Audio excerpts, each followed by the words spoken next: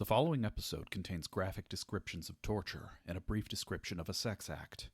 Listener discretion is advised. Mobley Comics Audio presents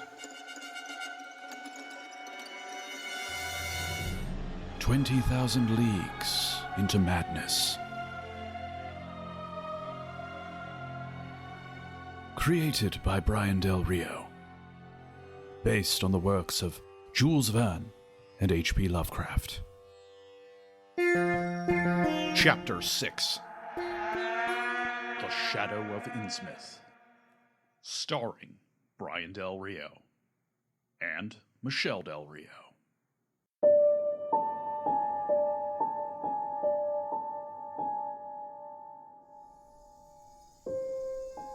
Rupert slings the elephant gun over his shoulder, hopping down from the train car. The night insects fill the air with their haunting chorus as he looks around, seeming troubled. What was that phrase that French chap used to say? Deja vu. He shakes his head, as if shaking an unpleasant tickle from his mind. Thad disembarks with greater timidity behind him, setting down the oil lamp before climbing down on knees and elbows. He snatches up the lamp, looking back up at me. I can see the glisten of tears in his eyes. He's afraid. You coming, Dakkar? I hesitate, thumbing the jewels on the handle of the sword at my side. The jungle, dark as the eyes of a skull, is wreathed in green mist. I am reminded of my dream, of the many-eyed, tentacled thing which called to me. I glance down at the sword, at the image of the multi-trunked elephant that decorates its handle. It is Ervata, the father of all elephants, the fighting elephant of India. His forehead is marked with a Naum, the Gurmukhi symbol for the number 9. The elephant and number are my family's coat of arms, the symbols of the House of Terwar Singh. To the British, the symbol apparently looked like the letter N, but to my family it was a number, representing the 9 treasures, tenets which are valued by both Sikh and Hindu alike. I try to draw strength from the image of the multi-trunked elephant, but for the first time notice that the angle of the elephant's head, along with its myriad of trunks and tusks, makes it rather look like an octopus at a glance. I swallow hard, pushing from my mind the memory of the Nautilus being crushed by the octopus's tentacles, and the more recent memory of tentacles dragging me towards a maelstrom of darkness. Dakkar? I shake the thoughts from my head, hopping down from the train. Yes, I'm ready. Let's go. You sure you want to come?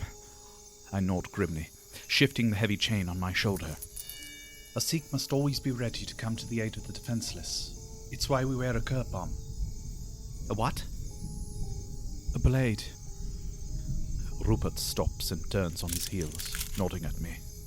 The Book of Psalms, chapter 82, verse 3 and 4. I charge you, son of Jesse, defend the fatherless, do justice to the afflicted, deliver the poor and needy, rid them of the hand of the wicked. What does it mean? Rupert gives me a small smile. It means that your people and my people share more values than many realize. Come, lads, we have righteousness on our side this evening, and what is just shall always prevail. Now, let's follow the train up to where Vicar Higginbottom disappeared. We pick a path along the tracks, staying near the warm orange light of the train windows, walking from the car where I had retrieved my sword, back up to the locomotive. Rupert scans the woods as he marches forward, calling out the vicar's name. Bartholomew Higginbottom! Vicar Higginbottom, can you hear me? Dad! Dad! I glance up and see one of the soldiers leaning against the window, watching us. He shakes his head slowly, his expression telling me he believes us on a fool's errand. Ahead, I can see the flicker of more oil lamps, and a single red coat. It is the engineers working to clean the thing we struck from the train tracks, with a company soldier standing guard.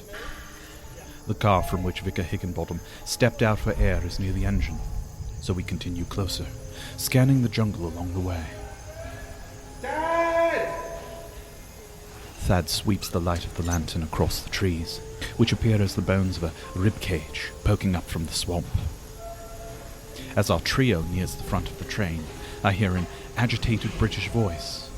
As we get closer, I see to whom it belongs. A round man in a black bowler cap, with a cane on the crook of his elbow.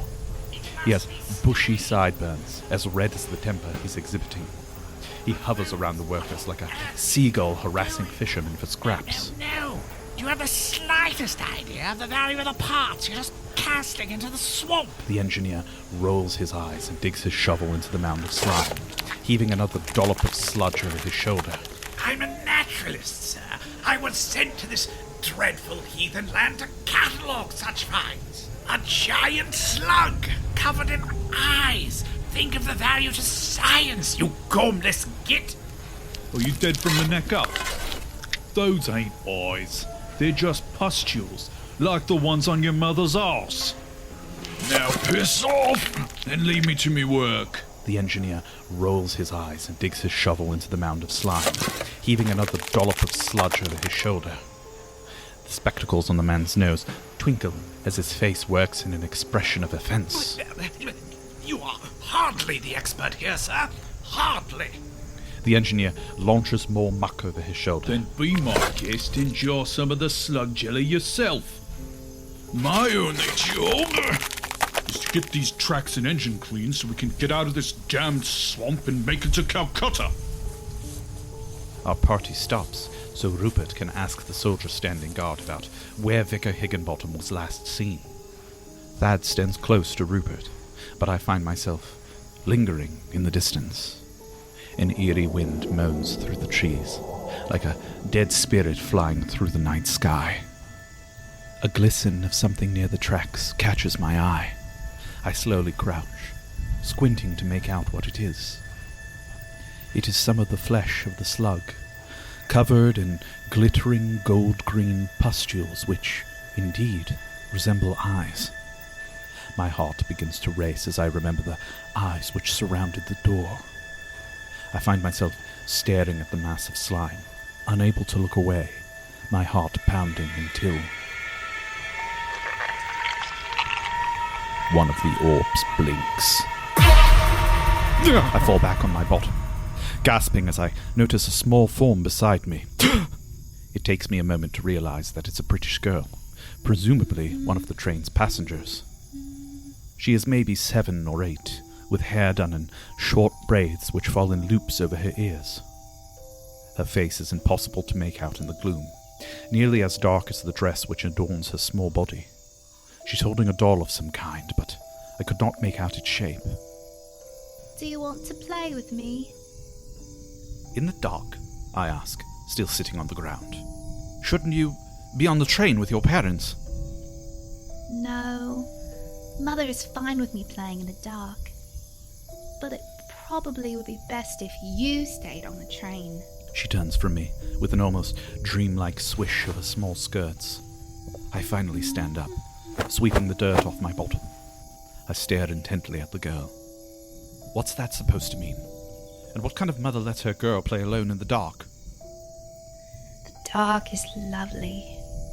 It hides the things we don't wish to see, and it's better to be alone. Better to be alone than in the company of them. The girl plops down with her back to me, proceeding to play with her doll. I take a step forward, peering over her shoulder. The hairs raise on the back of my neck.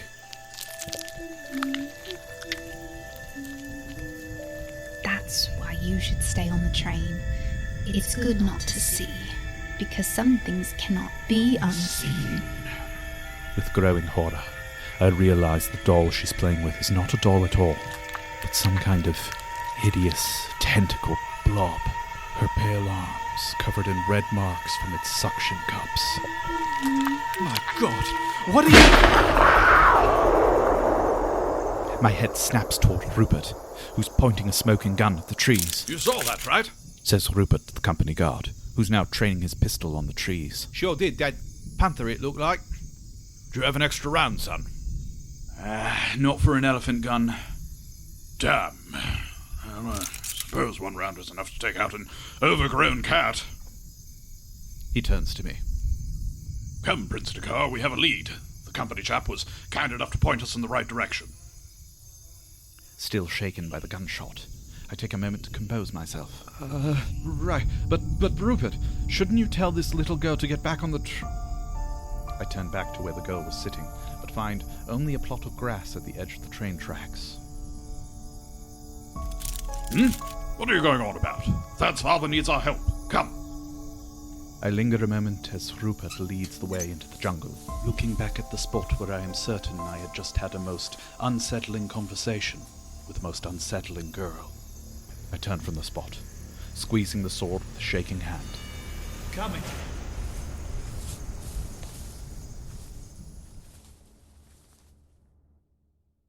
Hey there, Brian Del Rio here, writer, voice actor, and sound editor of Mobley Comics Audio. Check out my Patreon to support me for as little as $1 a month and track the progress of the graphic novel adaptation of 20,000 Leagues into Madness. I already have some pages up. Visit patreon.com/MobleyComics. That's MOBILI Comics.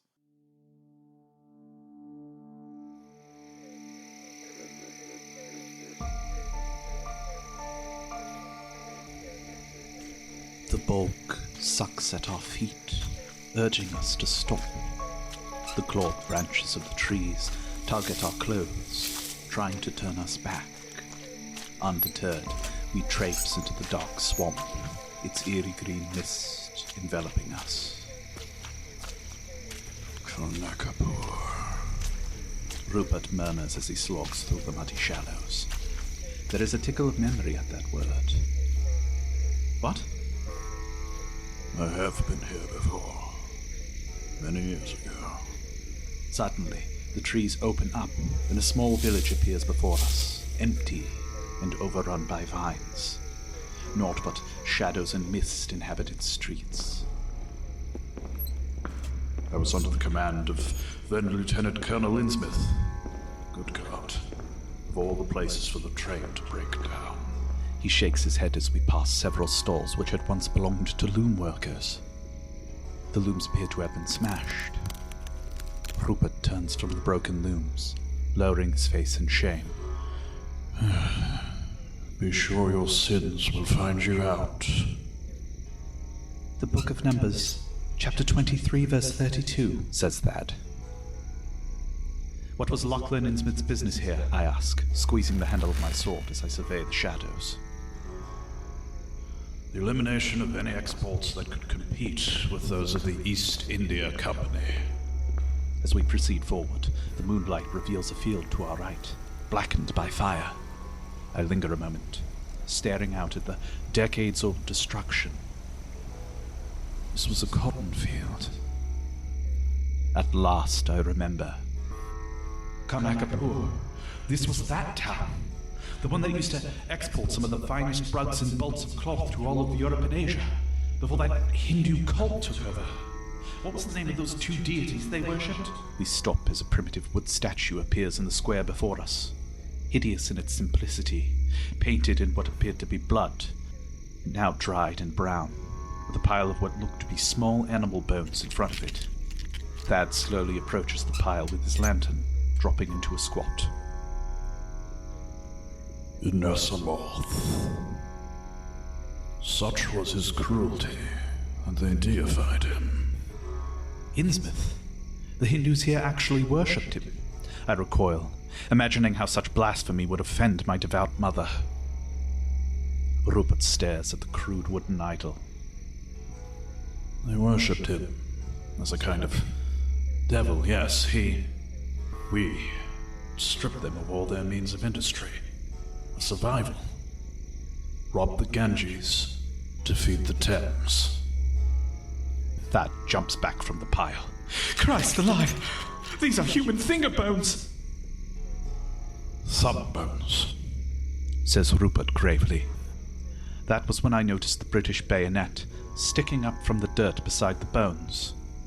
We both turn to stare at the old man, who doesn't make eye contact with us. He slowly shakes his head as he stares at the pile with a haunted look. If some version of Innsmouth was the one deity, what was the other? I'm not sure what the other was. I only heard rumors about it years after. It was something old. Older than Hinduism. Older than the Indus Valley civilization itself. Some kind of statue or idol they found out in the swamp when their desperation drove them to scour it in search of food. Rumors from the locals said the Kanakapuri engaged in dark rituals to worship the idol. Human sacrifice, bestiality. Whatever they did, it changed the Kanakapuri. Somehow. I raise a skeptical eyebrow. Come now, Rupert. You can't seriously believe in the fish people of Miresteep Swamp. Rupert shrugs. Legends are often embellished truths. Whatever the change was, something about the Kanakapuri scared the surrounding villages. People don't need scales or claws to become monstrous. Just a uniform, or a high enough dose of desperation. Thad, wait! Thad tears down an alleyway and back out into the swamp. Rupert and I hustle after him. Damn the lad! I only have one shot!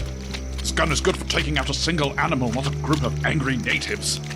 I draw my sword, arm shaking from the weight of the blade. Then make that shot count, Mr. Deputy. I'll handle the rest, I declare, sounding far more confident than I actually felt. Who was I fooling? I could barely lift the thing, much less fight multiple assailants with it.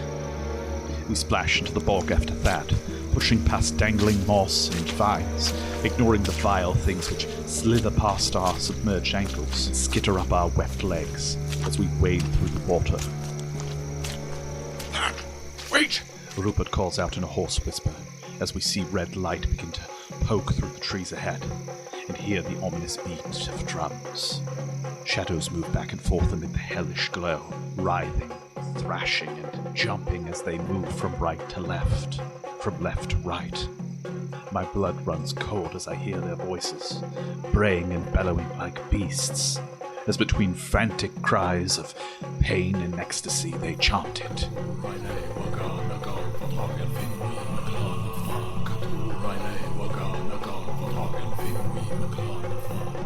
Ahead of us, I can see that Thad has fallen to his stomach and is crawling on his elbows toward the light. Thad! Rupert signals and we both follow suit. The mud swallows my forearms as I slosh forward on my belly like a snake. As we draw nearer, I can see that the bodies dancing in fevered circles around the bonfire are void of clothing. The darkness mercifully conceals the full extent of their actions. From the whip of reeds and the thrust of bent arms, I could tell many of the celebrants were simultaneously committing acts of self-torture and self-pleasure. There is precious little light to make out their faces, but from the strange shape of their heads, I could tell they were all wearing masks of some sort. At last, Rupert and I are on either side of Thad, who has stopped at the edge of the firelight. Our gaze rises to the statue on the other side of the flames, which was so roughly hewn and weathered that its form was difficult to comprehend in the darkness, though I vaguely discern the shape of a crouching animal or man. On the side of the bonfire nearest to us is some sort of latticework of ropes and bags dangling from pegs mere inches above the ground. Thad, do you see him? Where is your...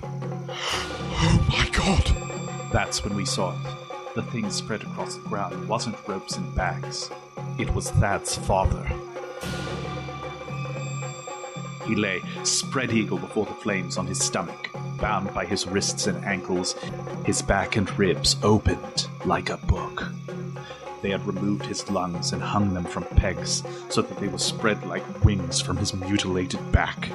So too had his intestines been sickeningly unspooled, hung like garlands from poles near the fire. As my heart pounds and my blood turns to ice, thinking of how horrific a way to die that must have been, I notice the lungs are inflating and deflating. Oh my god! He's still alive! Thad claps a hand over his mouth. Oh my god!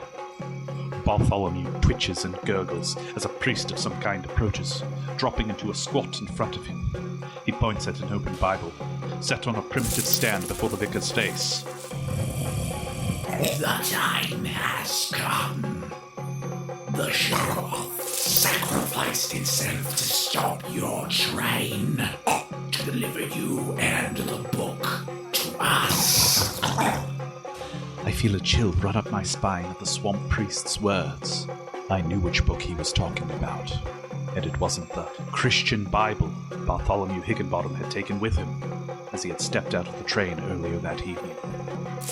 Innsmouth showed us the beauty of cruelty and taught us the ecstasy of agony. Now, cast the spell, cleric of the false god. Speak the invocation of Yog-Sothoth, he that lurks at the threshold, the outer god, born of the nameless mist. Open the gate, that great Cthulhu may at last claim what is his, by right and by lust. The incense which rises from the suffering of our pathetic race. Bartholomew takes a ragged, painful inhale, the lungs floating to either side of him, trembling in his breath.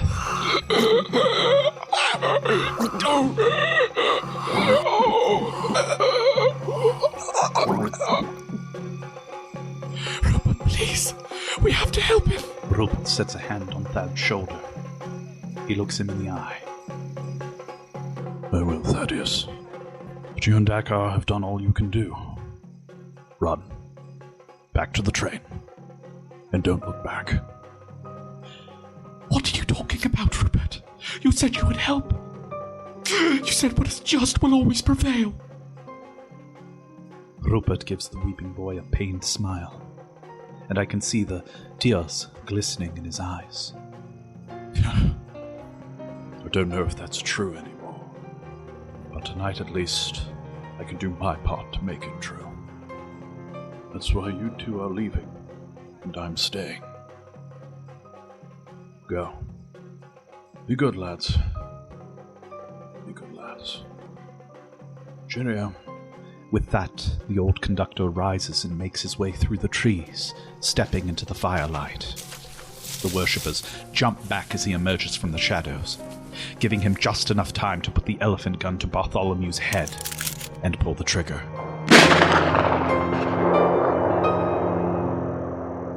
Rupert Debney, veteran of Her Majesty's Royal Marines, had made his one shot count.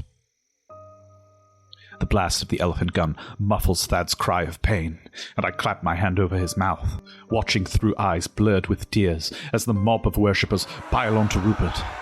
The old man drops his gun in acceptance of his fate, spreading out his arms as he shouts, For Queen and country! As the furious mob begins pulling him in every direction, I am able to maintain my silence until I hear the pop of disconnecting bones. One of the worshippers' faces snaps to where Thad and I are laying in the dark. And that's when I see what I thought was a mask was his actual head. Edged in firelight, I can just make out the worshipper's bulging, unblinking eyes, his flat nose, his shrunken ears, and the frilled slits on either side of his jawline, which glisten and pucker like nostrils. I stared at the creature before me, unable to come to grips with what I'm seeing. Surely it was a trick of the light.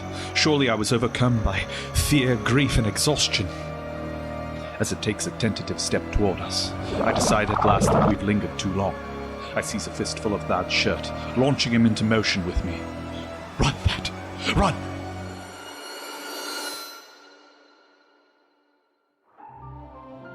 Mobley Comics Audio.